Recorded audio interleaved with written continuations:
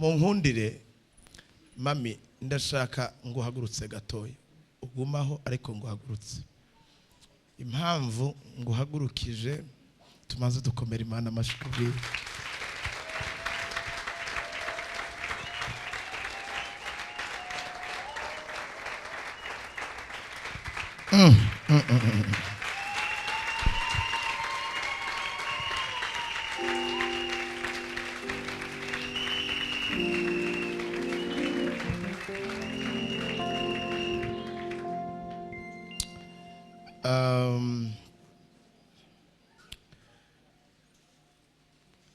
mu gatondo ni kirte abenshi baba bari mu miryango yabo amatorero babarizwamo numvise ntofata umwanya wo kugushimira mu gikorane cya rusange hari abashitsi kuko nitwe twakwakiriye nshaka ko umuryango wacu tugushimire ndaza gusubira gushima niguhera ariko numva ishimwe nyamukuru nubwo byoshika après midi nkibagira nitwe dushaka kugushimira nk'umuryango wa Spiritual Gravity Center.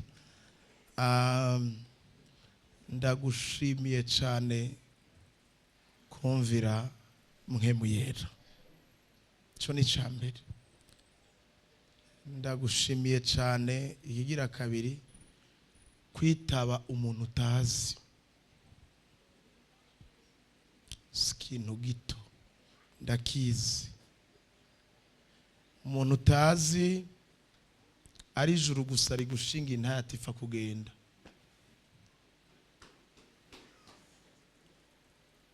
twebwe abakozi Imana ari gihe tuba nka uyu mugabo babwiye agende kubwira agende kudelivera Paulo akiri Sauli Anania hari igihe rimwe na rimwe Imana ikubwira ngo genda hariyo ukamanza kwibaza ibibazo tuwo muntu uko ntamuzi Anania wewe hoho yarasanzwe afise amakuru ya Sauli Imana ntabwo yaciye agosha droite yamubwiye direct aramubwira ati genda hari umuntu yitwa Sauli ahora hama shengero genda umusengere rero hari igihe Imana ikubwira ati nubwo utamuzi turagushimiye umuryango wa Spiritual Gravity Center.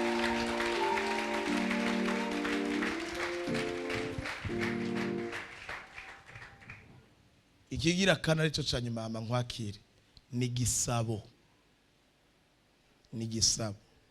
cyo kubwira ngo uze mwivuga butumwa n'ubundi uzoza ni gisabo ndashaka yuko ko twatewe iteka akaba ari twebwe ubwa mbere tukwakiye ngaha mwivuga butumwa muri iki gihugu ubutaka n'abandi bazagutumira nagomba ngusabe utwemerere Spiritual Gravity Center ibe umuryango w'imfura muri iki gihugu wawe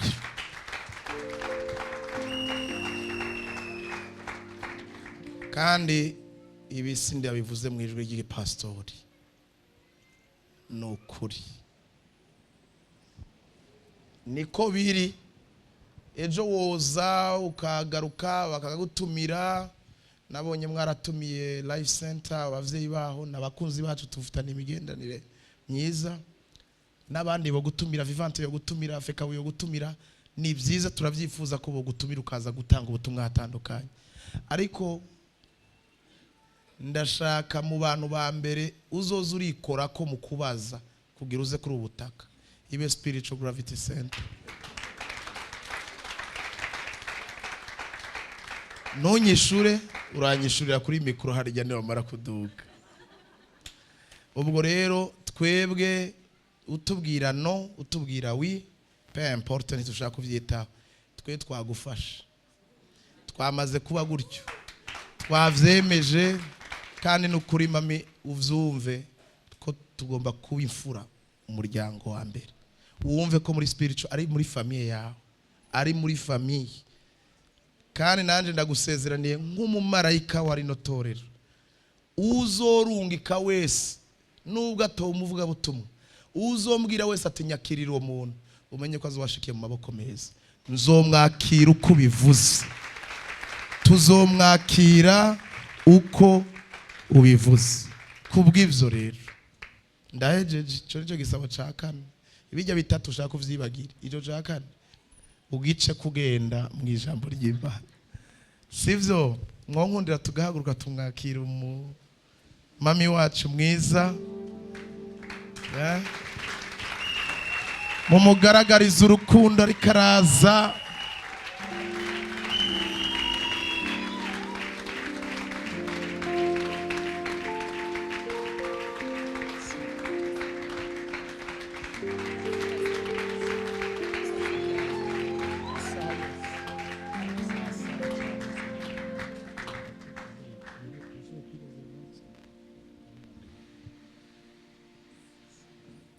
Twongere papa wo mwijura amashimeshi, hama mugume muhagaze, niwaza kutwicarika uzamukoze. Haleluya. Data, dutewe iteka yo kwitwa abana bawe. Turagushimira ko ufite umuryango munini ku isi, kandi turagushimira ko waduhuje n'abavandimwe hano hantu, kadukingurira imiryango y'umugisha no kugirirwa neza. Turabavukanye muri wowe, yataba amaraso yawe ntago twari kumenyana, ariko amaraso yawe yatugize umwe, nuhabwa icyubahiro. Ndagushima kubw'umuryango wa Gravity Center, ubaha umugisha.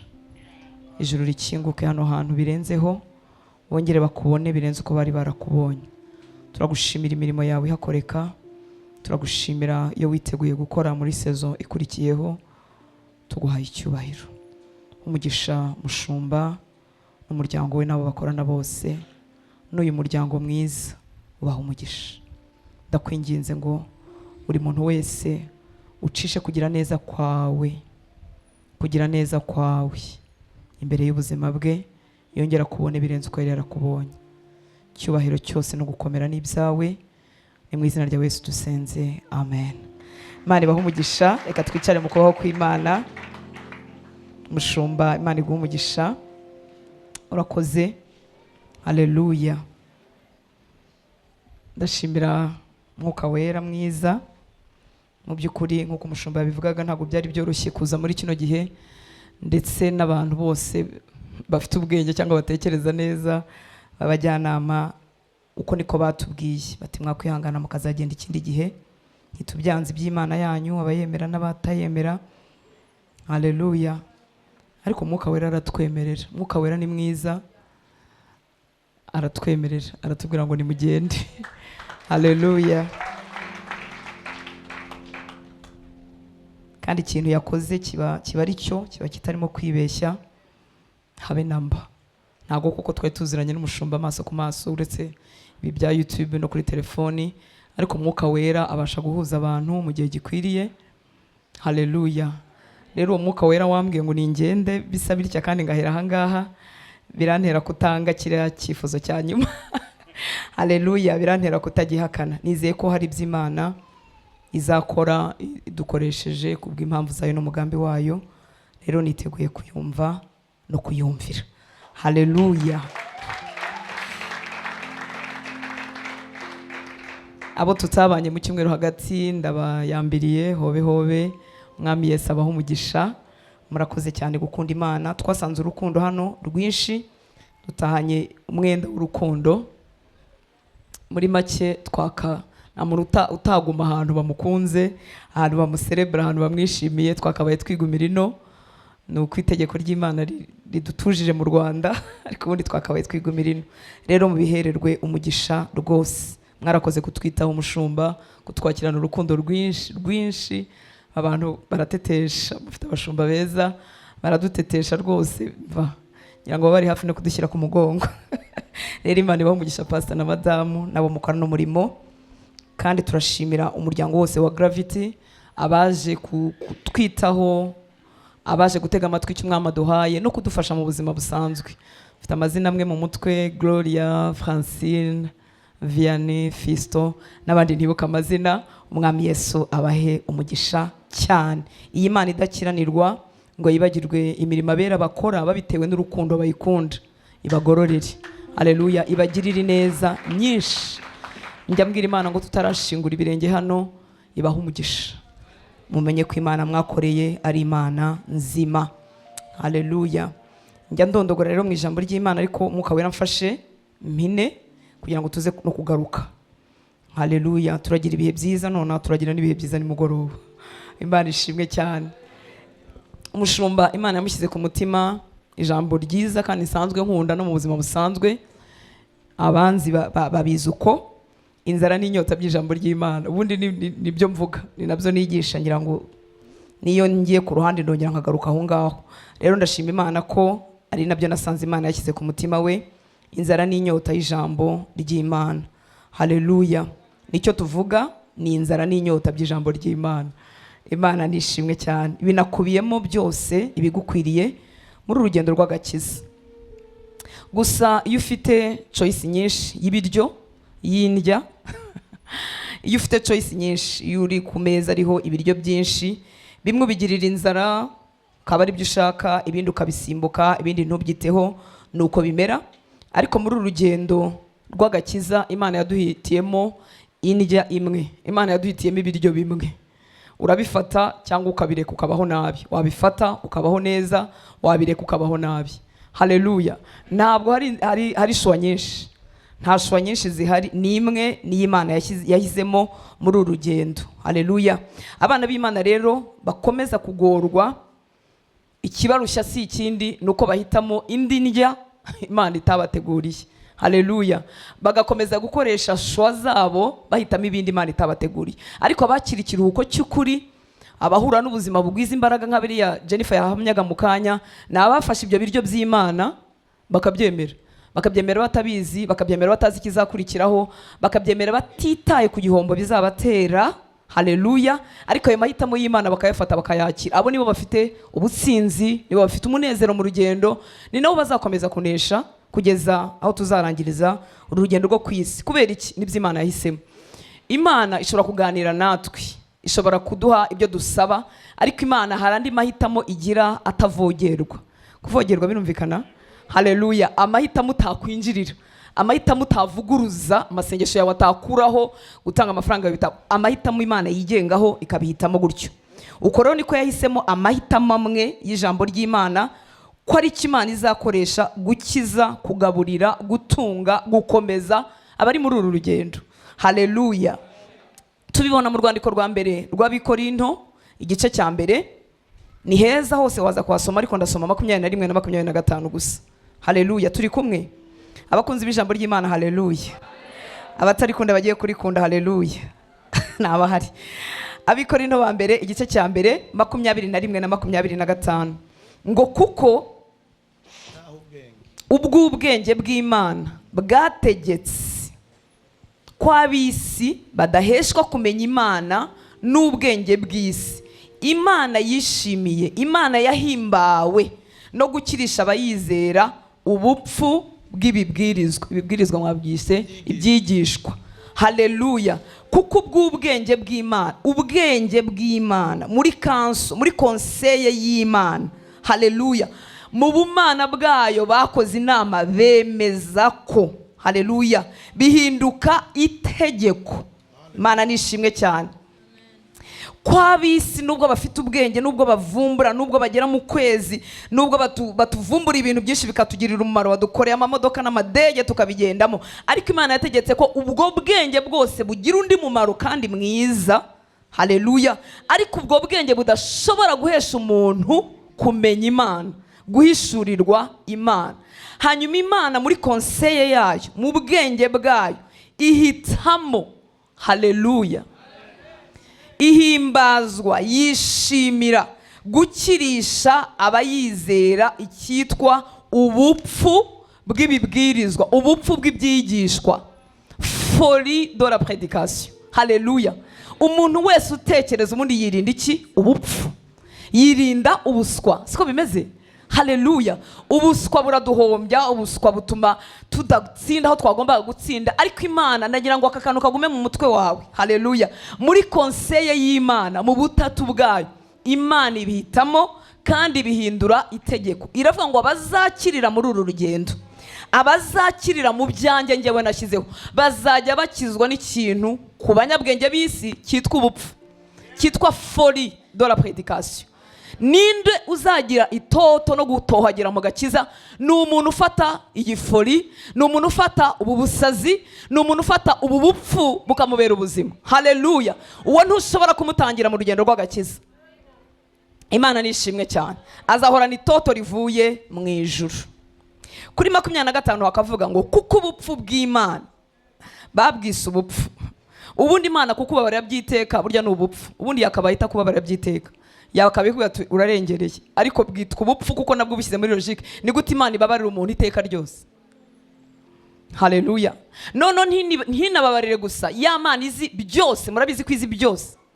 Ya Mana izi byose yanakubabarira ngo ikanibagirwa ibyo yakubabariye. Murumva atari ubupfu bw'Imana? Haleluya! Ngo kuko ubupfu bw'Imana burusha abantu ubwenge, kandi intege nke z'Imana zirusha abantu inkomezi. Dukurikire inshuti z'Imana. Haleluya! Haleluya! Ubupfu bw'Imana burusha abantu ubwenge, kandi intege nke z'Imana zirusha abantu imbaraga. Zitwa intege nke kuko gukunda byiteka ni intege nke. Ubundi umunyembaraga agukunda ukunditse wananirana akaguta. Ku Mana rero ni intege nke kuko yahisemo kugukunda byiteka. Haleluya! Imana ishimwe cyane. Ibi bintu rero byabaye itegeko ry'Imana, nta kindi kintu wabikoraho uretse kubyizera no kubyumvira, kugira ngo ntuhombe. Kuko nutabyizera ngo nabyumvire, uzaba muri urugendo ariko uhomba, utanezererwa agakiza, utaryoherwa, utagera ku rugezo Imana yari yaraguteganyirije. Ikintu rero wakorera icyahindutse itegeko ni ukucyakira, ukacyizera, ukanacyumvira kugira ngo ubashe kuryoherwa muri urugendo. Haleluya! Hanyuma Imana yoroheje cyane, yabihinduye simple ibintu bidukiza kugira ngo hatagira umuntu n'umwe usigara. Ubu rero aho tubera akaga dukunda ibintu biri compliqué. Mwarabibonye namwe? Ino haba abantu basenga bikoreye amabuye, haba n'abasenga ntago bahaba, haba basengera mu mazi no mu buvumo, ntago babura, twese turi bamwe. Ubaho tuva tukagera dukunda ibintu twaruhiye. Nibwo umenya kuri umuntu burya w'umugabo, ukaba umuntu nyine umwigeme muzima. Umugore ntago ari umwigeme n'umukobwa, ukaba umuntu w'umugore muzima kuko wabiruhiye. Dukunda ibintu bituruhije, ariko Imana yafashe ibintu bidukiza irabyoroshya kugira ngo n'umunyantege nkeya, n'utarize, n'udafite shinge na rugero nawe bitazamuyobera. Reka tuyihe icyubahiro. Nuko imeze yo kabyara, yarabyoroheje cyane cyane kugira ngo ejo bitagucika. Imana nishimwe cyane. Haleluya! Haleluya! Ubutumwa bwiza rero ni imbaraga y'Imana, ntago ari imbaraga ya pasiteri, si imbaraga y'umuvugabutumwa ngo uvuge uti iya rutase sindi buyifate. Ni imbaraga y'Imana. Mu rwandiko Pawulo yandikiye itorero ry'Abaroma igice cya mbere 16. Haleluya! Dusanzwe tuhaza ariko icyampa Mwuka Wera akabikumvisha. Ndaza no gusoma 14 kugira ngo tubyumve neza. Mu rwandiko rwa mbere Pawulo yandikiye itorero ry'i Roma 1:16 ngo erega ubutumwa bwiza ntibunkoza isoni kuko ari imbaraga, ni ubushobozi bw'Imana. Haleluya! Tekereza gusuzugura ubushobozi bw'Imana, ubwo se wakubaha iki? Ubushobozi bwacu twese bujya bunyuzamo bukaducika, ubundi tugasaza ntitube tugifite imbaraga, ubundi amafaranga akaba menshi cyangwa akaba makeya, nubwo yaba menshi kajana ntagera ku rugero twumva twarekeraho, duhora dushaka ayandi. Ariko tekereza abera kudaha agaciro icyo Imana yise ubushobozi bwayo. None Bibiliya tubwiye ngo erega ubutumwa bwiza ntibunkoza isoni. Kubera iki? Kuko ari ubushobozi bw'Imana ihesha uwizera wese gukizwa. Haleluya! Ubutumwa bwiza si ubw'umuvugabutumwa, ubutumwa bwiza ni imbaraga y'Imana. Haleluya! Ni imbaraga y'Imana ihesha uwizera wese gukizwa, guhera ku muyuda ukageza ku banyamahanga aribo batwebwe tugereranywa n'abagira iki. 17 akavuga muri Bibiliya y'Ikirundi ngo kuko muri bwo ariho ukugororoka kuva ku Mana guhishurwa, ngo guheshwa n'ukwizera kukagwiza ukwizera, ukugororoka kuva ku Mana, ubukiranutsi buva ku Mana utakoreye mu kubahiriza ikintu na kimwe, ahubwo ukabihabwa bivuye ku Mana, ngo nabyo bifite inkomoko muri bwa butumwa bwiza. Hanyuma kugwiza imbaraga zo kwizera, ngo kukagwiza ukwizera nabyo bikomoka hehe? Mu butumwa bwiza. Iyo wumva udafite kwizera guhagije kugusingiriza iby'Imana yaguhaye, ni hehe ubikura? Ni hehe? Mu butumwa bwiza. Haleluya.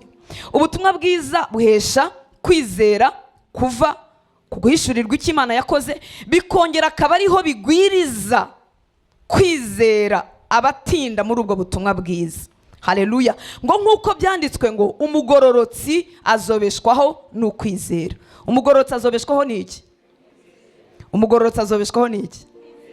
Haleluya. Imana ishimwe cyane. Umugororotsi atunzwe n'ukwizera. Hanyuma twumvise ko ukwizera kuva hehe? Mu butumwa bwiza. Ikintu cyateje Yesu ikibazo yaribaje ngo ese ni ingaruka umwana w'umuntu nagaruka azasanga kwizera kukiri mu isi?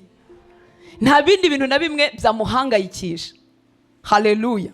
Arabizi ko itorero rizaba rigihari, arabizi ko azaza kudutwara, ariko aribaza niba azagusangana ugifite imbaraga zo kwizera. Hanyuma izo mbaraga zituma umuntu atanamuka, adacogora mu kwizera ziva hehe? Ziva mu butumwa bwiza. Niyo mpamvu ubutumwa bwiza bwitwa imbaraga y'Imana, inkomezi y'Imana.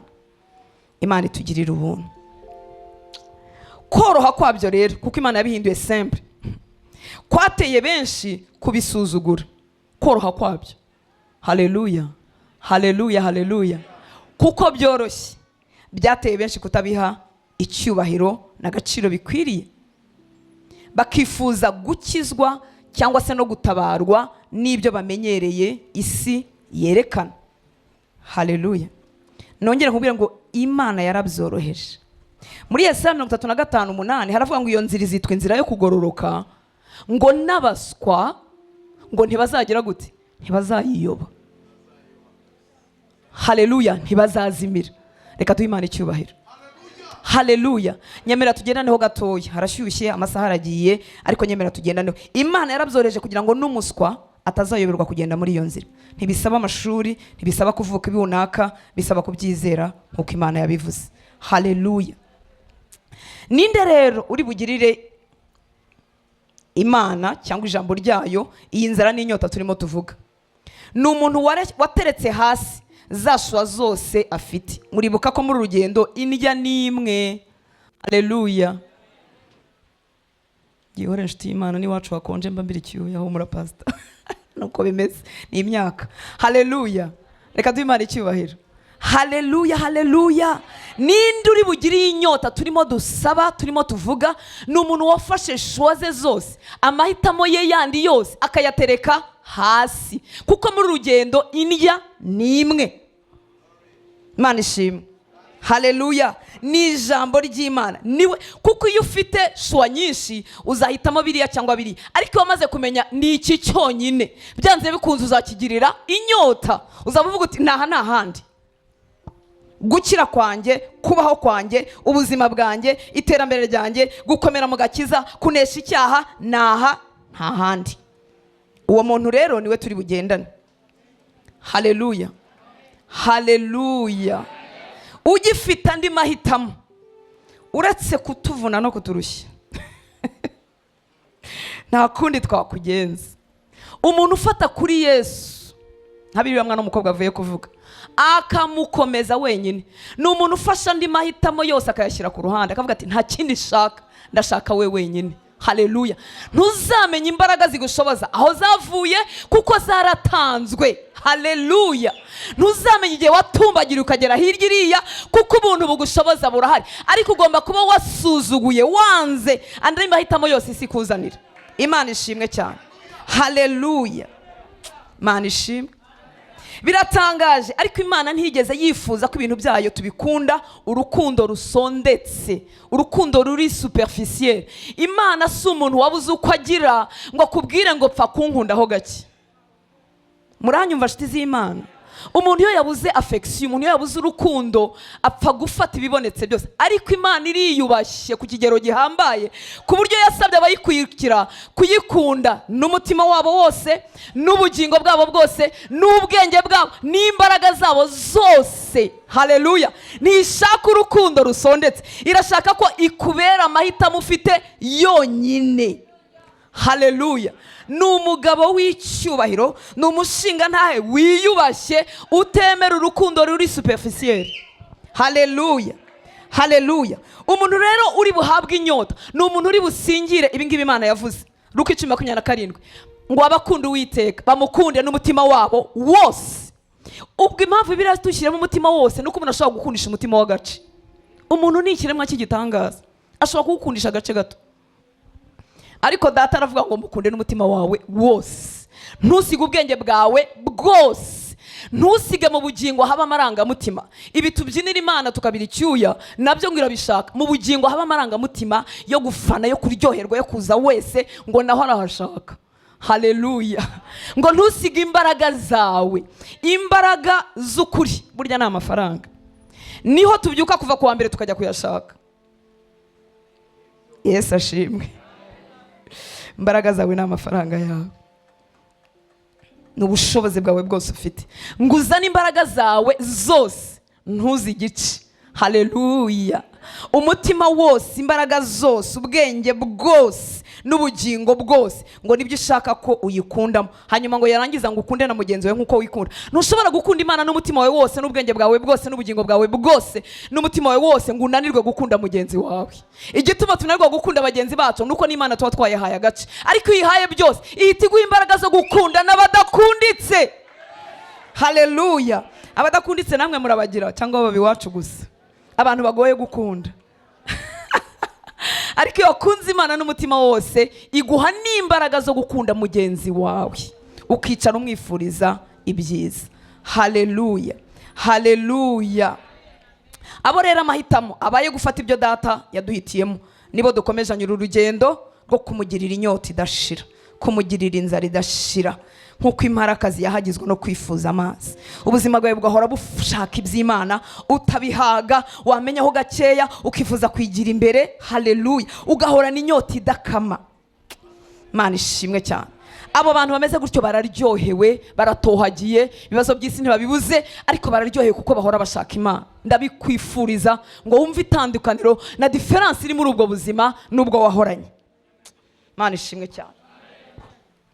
Kuko rero Imana yabyoroheje nkuko nari mvuze, no kugira ngo twese tubihabwe. Muri Yohana igice cya 3 umurongo wa 14 n'uwa 15 haravuga ngo kandi nkuko Mose, Yohana 3:14-15, ngo kandi nkuko Mose yamanitse inzoka mu butayu, ngo niko umwana w'umuntu akwiriye kumanikwa kugira ngo umwizera wese abone guhabwa ubugingo budashira, ubugingo buhoraho. Haleluya. Mose yamanitse inzoka mu butayu, ngo niko n'umwana w'umuntu akwiriye kumanikwa kugira ngo umwizera cyangwa umurebaho nkuko barebye kuri ya nzoka ngo nawe abone ubugingo budashira. Ibintu byo kureba gutya kuri Yesu murumva bigoye? Ntibigoye. Nuko umureba no kutamukuraho amaso. Haleluya. Imiyaga igahenguka ukanga kwihanga amaso ugakomeza ukareba hehe? Kuri Yesu. Solution zipfuye zikubwira ngo wasaze. Buriya ndahamya kuri mwana w'umukobwa hatabuze abantu bambwira ariko nawe wabura ubwenge. Witesha umuntu kwishyura kaminuza, witesha umuntu kwishyura amazu. Mwene ubwo bwenge ukabusuzugura ukagira gute? Ugatumbira. Haleluya.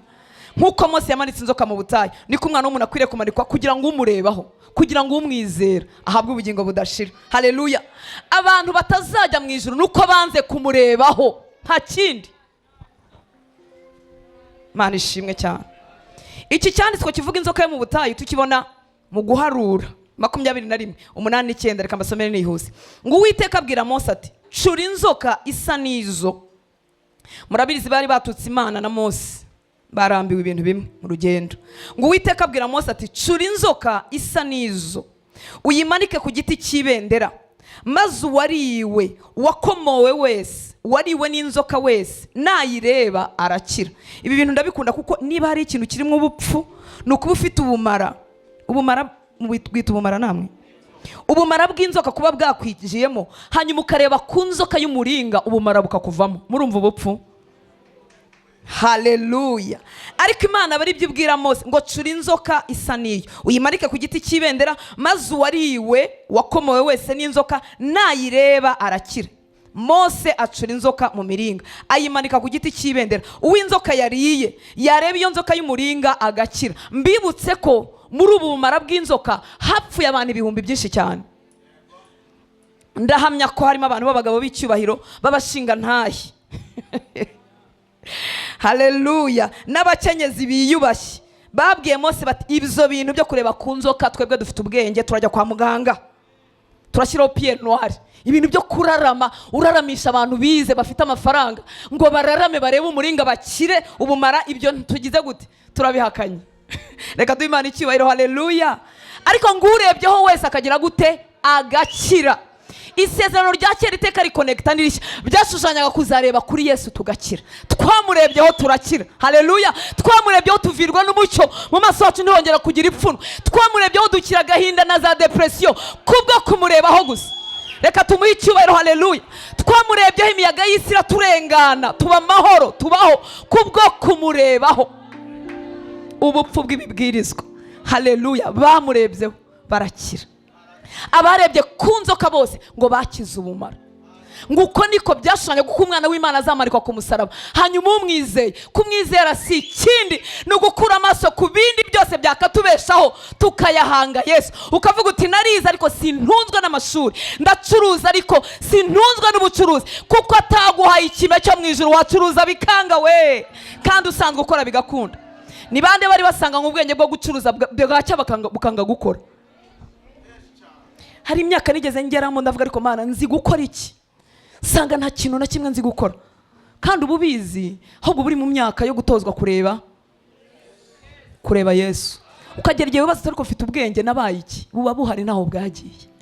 Ariko ibyari bisanzwe bigukorera bitakigira gute? Bitakigukorera.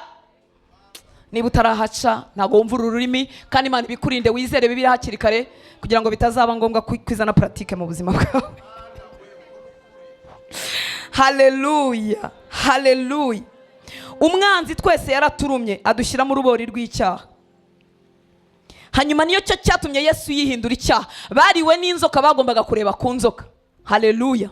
Twariwe n'urubori, inzoka twese yaraturumye. Nta muntu n'umwe utarakoze icyaha ngo ananirwe gushyikira ubwiza bw'Imana nko mu Baroma hatubwiye. Twese twinjiyemo n'urubori rw'inzoka ari cyo cyaha. Bituma Yesu yihindura icyaha kugira ngo nitumurebaho, haleluya, duhinduke abagororotsi b'Imana tutarabikoreye, kugira ngo hatagira umuntu ugira icyo yirata, haleluya.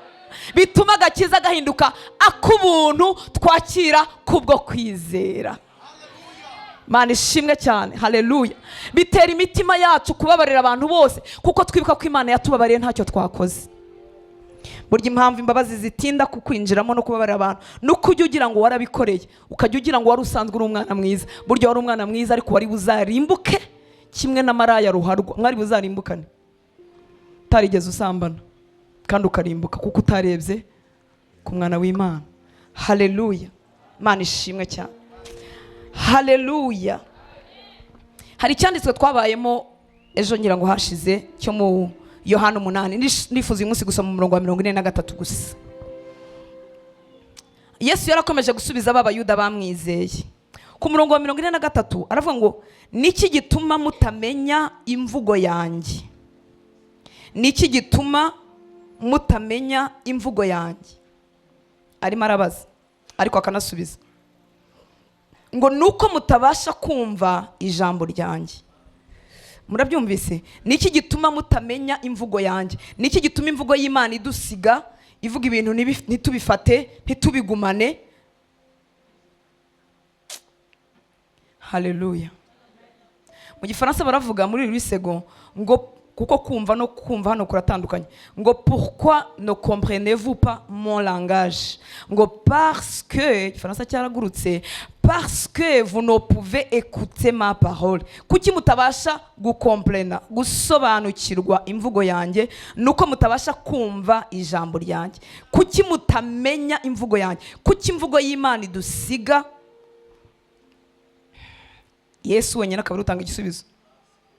Kuki mutayakira? Kuki mutakira imvugo y'Imana ngo ibi yacu?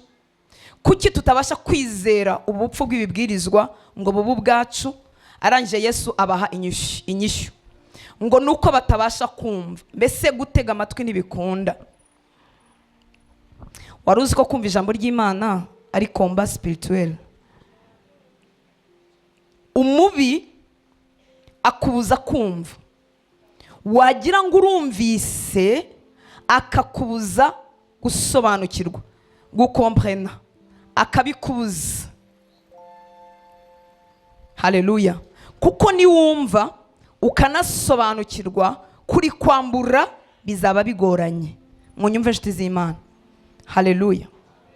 Muri Matayo 13:19 haravuga ngo uwumva wese ijambo ry'ubwami ntarimenye, ntarikomprene.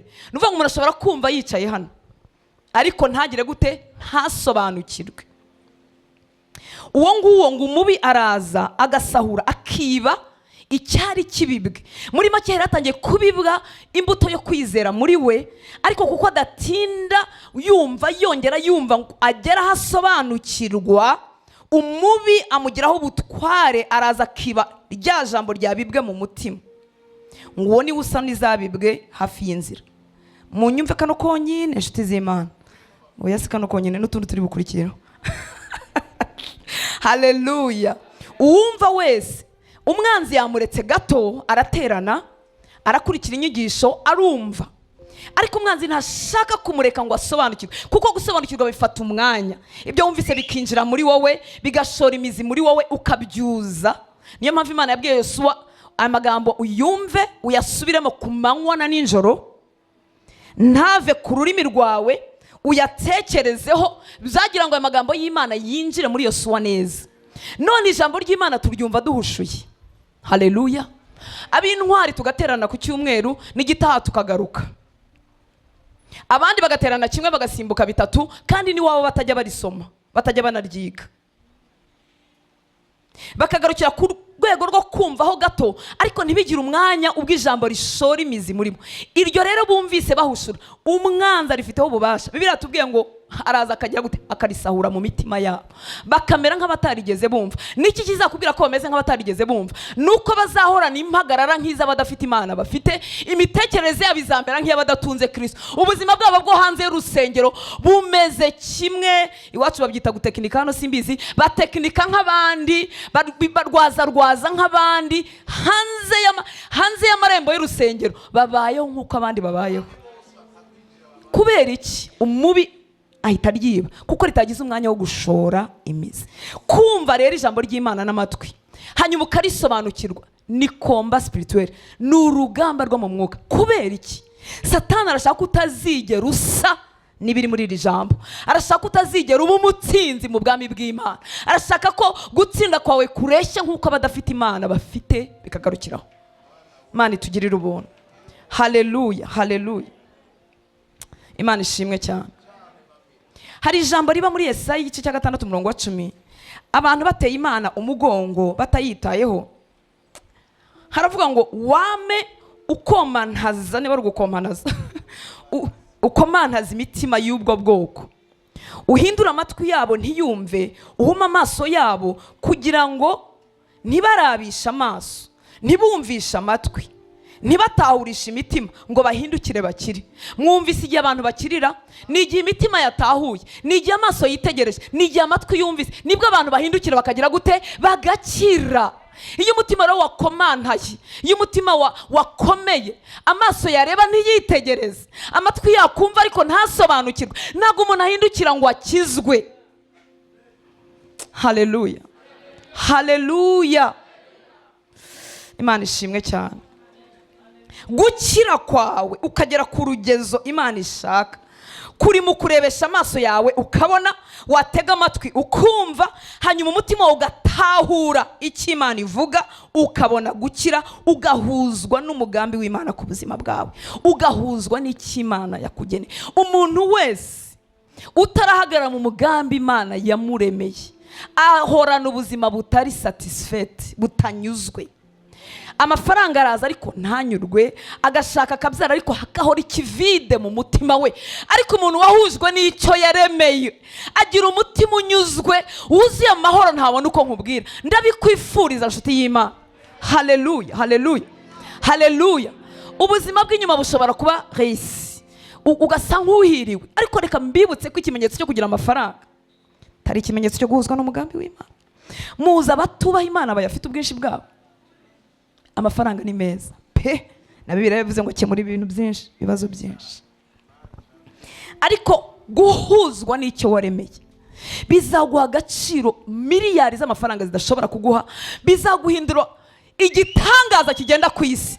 Uzaba ufite umwihariko mu mutima, uzaba umeze nk'urara mu ijuru nk'uko twaririmbaga. Uzagenda mu isi nk'utayituyemo, uzagira imbaraga z'Imana, uzahorana ikime cyo mu ijuru. Haleluya. Imana izaba ari iyawe ku giti cyawe. Mwene uwo muntu ntakonja, mwene uwo muntu ntasubira inyuma, mwene uwo muntu ntagabanukirwa, mwene uwo muntu isi ntimubasha. Ndabikwifuriza kuko ni umugabane wawe. Haleluya. Mwene uwo muntu ijuru riramwirata, agira umumaro mu bwami bw'Imana. Aho agiye hose amaso y'Imana ntamuvaho kuko ahagarariye inyungu z'Imana. Ubu hari abantu bakijwe ariko bagihagarara inyungu zabo bwite. Imana nta kihomba nta nicyo yunguka. Mu byiza yakugiriye niyo yungutse nguko nk'aga pourcentage gato. Mwami mwiza. Haleluya. Twikurura amatwi yacu n'ubwenge bwacu n'imitima yacu, twumve duhindukire dukizwe. Haleluya. Kuki ndimo kuvuga ko ari combat spirituel? Mu Bikorinto ba kabiri, urwandiko rwa kabiri Paulo yandikiye itorero ry'Ikorinto, igice cya 4, 3 na 6, ngo ariko niba ubutumwa bwiza twahawe butwikiriwe, ni ukuvuga ngo bushobora gutwikirwa, bushobora kuba covered, bugapfukwa, bugahishwa, kandi buhari burimwo buvugwa. Ngo ariko niba ubutumwa bwiza twahawe butwikiriwe, butwikiririwe abarimbuka cyangwa abahona. Kuri 4 akavuga ngo aribo batizera. Wagize ngo si impamvu batizera niki? Ntiburacengera ngo babone uko bahindukira bizere. Bizera gake gasanzwe. Muri Yakobo haranditse ngo wizera ko Imana ari imwe rukumbi. Ngo ibyo nibisanzwe. Ngo abadayimoni nabo barabyizera bakabihindiya agashitsi. Ni kumenya ko Imana iriho. Ibyo nibisanzwe, n'abajya kuraguza barabizi, nabiba barabizi, baravuga ati Imana umfashe ntibamfate. Ntabwo data yifuza kugarukira kuri uko kwizera. Arashaka kugera ku kwizera kuguhindura umutsinzi uhojejeho. Haleluya. Umutsinzi uri hejuru, utuye mu kire, ubaho Imana iba. Haleluya. Nubundi tumaze gukizwa ngo ubugingo bwacu bwarafashwe, wishanwa n'ubwa Kristo mu Mana. Dutuye ino ariko tukaba n'ahandi hantu. Imana nishimwe. Ngo nibo batizera ab'Imana y'iki gihe yahumye imitima. Muri kandi tuve muri Yesaya ko imitima ishobora guhuma. Ngo Imana y'iki gihe ari we Satani yabahumiye imitima kugira ngo umucyo w'ubutumwa bw'ubwiza bwa Kristo ari we shusho y'Imana utabatambikira. Ngo kuko tutabwiriza abantu ibyacu, ahubwo tubabwiriza ibya Kristo Yesu ari we mwami. Natwe tukaba abagaragu banyu ku bwa Yesu. Ibyo tubwiriza si ibyacu. Ejo twarabivuze ko duhetse ubutumwa bwiza buhetse Imana ubwayo. Ngo kuko tutabwiriza abantu ibyacu, ahubwo tubabwiriza ibya Kristo Yesu ko ari we mwami. Ngo natwe tukaba abagaragu banyu ku bwa Yesu. Haleluya. Imana yategetse umucyo kuva uturutse mu mwijima, niyo yaviriye mu mitima yacu abazanye ubutumwa bwiza, batwaye ubutumwa bwiza, ngo kugira ngo imurikishe ubwenge bwo kumenya ubwiza bw'Imana buri mu maso ha Yesu Kristo. Hari umucyo data atanga ukamurika mu mwijima wahoje mu mutima wanje. Haleluya. Imurikishije ubwenge bwayo, Mana ishimwe, buhishwe mu maso ya Kristo kugira ngo mbashe kumenya Imana. Imana ntiba yiga muri theology, Imana ntiba yiga muri école biblique. Umucyo uva ku ntebe y'Imana ukamurika mu mwijima w'umutima wanje, biciye muri Kristo ngahishurirwa Imana. Haleluya. Nkajya ngenda nkubana nayo, nkabaho nkuri kumwe nayo. Niki gituma umuntu abasha kugira imbaraga zikora icyaha? Nuko Imana yiri kuri. Umuntu ntashobora gusambana akana ke k'imyaka 3, 4 gahari, kereka uwasaze cyangwa wasinze. Ariko umuntu utasinze ufite ubwenge ntashobora gusambana akana k'imyaka 4 gahari. Uzi igituma umuntu asambana Imana ihari? Imana ye ntibabana, iba kuri. ntiwatinyuka kwandika fagitire y'impimbano, ntiwatinyuka kwandika SMS umugabo watasoma, ntiwatinyuka uri kumwe n'Imana. Bera benshi rero bafite Imana batabana nayo, iba kure, babasha gukora icyaha ariko yabaye nimvuze ngo yabe byari icyaha gusa, ariko bafite n'ubwoba bw'ubuzima kuko Imana ntiri kumwe nabo. Yumva amakuru y'umuturanyi warwaye kanseri agahita avuga ati ubu ninjye ukurikiyeho. Yamubwira ati numvise umusongana, akajya avuga ati nanjye njya nkumva. Yamubwira ati umugongo hari ukuntu imeze, ati iyiraje nanjye ndayumvise mu mugongo. Aba mama haleluya. Imana ya bugufi imara ubwoba bw'ibihe. Haleluya. Itanga ubushizi bw'amanga, itaka kuryoherwa n'ubuzima. Haleluya. Kuko umenya neza ko ubuzima bwawe buri muri yo. Icyo yemeye cyonyine nicyo cyonyine kikubaho. Imbere y'ibikomeye, imbere y'ibyoroshye, twahiriwe tutahiriwe. Haleluya. Ibi Imana ya bugufi. Nimba hari ikiruhuko kiba muri iyi si, ni ukubana n'Imana ya bugufi. Kandi reka mbabwire n'umugabane wacu inshuti z'Imana, n'umugabane wacu abizera. Uzi ko hari abantu badafite Imana bakurusha gutekana, batekaniye wenda mu mafaranga yabo, mu dusevingi bikoreye, mu mazu bubatse bumva zababeshaho kukurikizaho n'abana, bakakurusha gutekana. Wowe ufite Imana, emerera ubutumwa bwiza bukora icyo byagenewe gukora mu mutima wawe. Haleluya. Utega amatwi, wemere, unakomprene, unasobanukirwe. Imana ishimwe cyane. Ubwo rero bizibirwa n'umutware w'iki gihe, biba bihindutse urugamba rwo mu mwuka.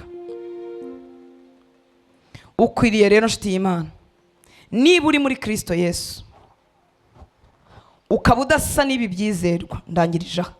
Nimba uri muri Kristo Yesu ukaba udasa n'ibi byizerwa, ukaba udasa n'ijambo ry'Imana, ndakwinginze kubw'imbabazi z'Imana winjire muri combat spirituel, winjire mu rugamba rw'umwuka. Nakunze uriya mwana w'umukobwa Jennifer uvuye aha, yashatse ibyo gukiranuka agakora amasengesho no kwiyiriza.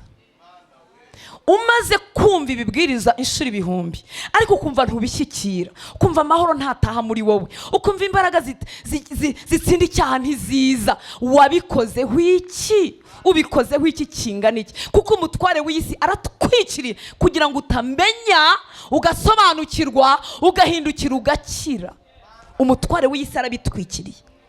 Ni bande rero nshuti z'Imana bari bubishobore? Nabamenya ko hari urugamba, inyota ikabatera gukora igikoreka icyo ari cyo cyose, akavuga ati ngiye kwiyiriza mpaka nsobanukiwe ubwiru bw'Imana, ngiye kwiyahura mu Mana mpaka nsobanukiwe ubwiru bw'Imana. Wirekeraho kubaho nk'udafite Imana, rekeraho byange bihakane, uvuga uti maze imyaka mu gakiza nta mpinduka, nta mahoro, sinzi icyo naremewe, sinzi umuhamagaro, sindumva ijwi ry'Imana nabaho. Ukaba umaze imyaka 10 nturumva ijwi ry'Imana ku giti cyawe, nibigutera agahinda. Umenya ngo hari umwami nawe w'isi mubi ukwanga, ubitwikiriye, abibandarayeho ngo udahindukira ugakizwa, abibandarayeho ngo utazahura n'icyo Imana yakugeneye. None ko abiryamyeho ko ari urugamba, urimo urakora iki? Haleluya. Umwami Imana arimo aranyigisha muri iyi minsi, Imana nishoboza turavuga ni mugoroba, kugaruka mu itorero, kugarura gusenga k'ukuri no kwiyiriza by'ukuri. Haleluya. Nta handi imbaraga z'Imana ziva, kuko niba ijambo riza ntirigukorere, rikeneye ko witanga nk'uwiyahura. Haleluya. Kwibuza ibyo kurya biragoye, ibiryo biraryoha ku muntu muzima kereka urwaye, ariko ikirere kirabuditse. Umwanzi yaramaramaje kugira ngo udakira. Ijambo ry'Imana ritagira umwanya, aratwikiriye, arushaho gutwikira, agutwikira amaganya y'isi, akagutwikira ibintu kugira ngo utumva, ugahindukira ugakizwa, ugahindukira ukizera. None ntukwiriye kubyihorera. Haleluya. Kwiyiriza no gusenga biri mu rwawe ruhande, ni wowe ubifite mu kiganza cyawe. Ni wowe ukwiriye kurambirwa ubuzima bwa gikristo budasa na Kristo, budafite imbaraga z'Imana. Ni wowe ukwiriye kurambirwa kuba umunezero wawe ukigarukira ku mafaranga gusa. Ni wowe ukwiriye kurambirwa kuba utazi icyo Imana ivuga ku rubyaro rwawe. Biraryoha kumva ijwi ry'Imana, mw'abantu mwe biraryoha. Haleluya. Igihe kimwe nasengeraga abana banjye ni bakuru, ndimo mbasengera ngo bakizwe. ngiye kuzicwa ariko no gusenga. Narabyukaga buri gihe saa 9 nkazamuka hejuru ahantu dutuye nkajya hanze ngahamagara Imana ngo bagomba gukizwa kandi none havuba byihuta. Uzi ko ijwi ry'Imana rimanuka nkaho washubijwe. Bamwe bamaze gukizwa abandi ntibarakizwa. Uvuga uti mama pastor burya nawe ufite abantu badakijijwe yego. Ijwi ry'Imana riransanga saa 9 z'ijoro. Mpagaze ahantu mu muyaga. Rirambwira ngo Rutanse we. Haleluya. Abana bawe bazakizwa bose. Ugiye kwicwa no kutaryama, hindukira nkwereke ibyo tugira gute, ibyo dusengera. Haleluya. Abana bawe bashyira, numvise ikiruhuko ntazi gusobanura mu mutima wawe. Ikiruhuko ntabasha kuvuga. Imana irampindukiza ngo ngwino nkwereke ibyo dusengera, ngwino dusengera ubugingo bw'abarimbuka. Haleluya. Ibyo bishyira ku ruhande birakwisha birakumaze kandi koko nari mfuye.